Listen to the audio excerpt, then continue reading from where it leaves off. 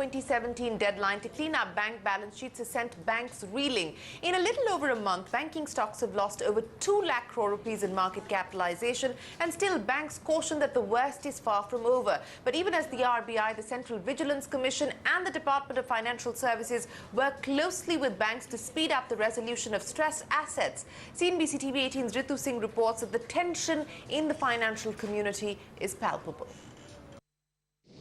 RBI Governor Raghuram Rajan's push to bring down the value of bad loans on balance sheets has left the banking community with nightmares.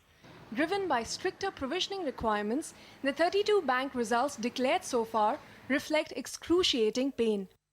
In the October-December quarter, 10 of these banks saw gross NPAs rise over 8%, and the remaining 22 banks reported GNPAs rising over 5% over the quarter.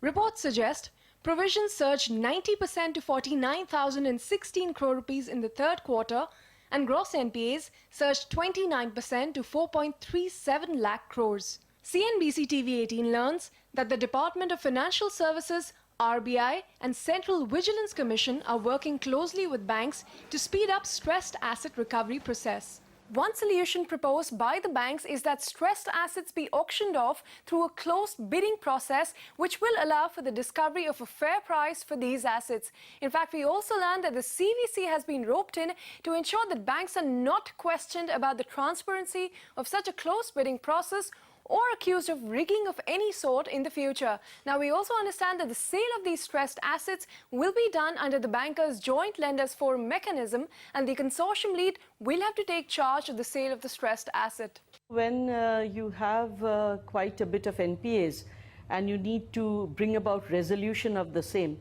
and you want to do it in short order, you have to certain times take calls. It is important to get all stakeholders on board, so that the public sector bankers can take decisions knowing full well that their decisions will be supported and will not be subject to all kind of questionings at a subsequent period. But till these measures are finalized, banks will have to take on a higher provisioning burden in the fourth quarter. The idea will be that, FY17 should be a much better year. So we'll try to do as much as possible in the third quarter, in the last quarter, and make sure that subsequent quarters we are able to recover very, very quickly. But the RBI's sledgehammer approach to the bad loan problem has a section of the banking community worried. Too much of anesthesia can result in a patient being comatose. Surely the objective of the cleanup is to fix the financial rot, not to incapacitate the banks. The banking sector cannot afford another quarter like the one just gone by.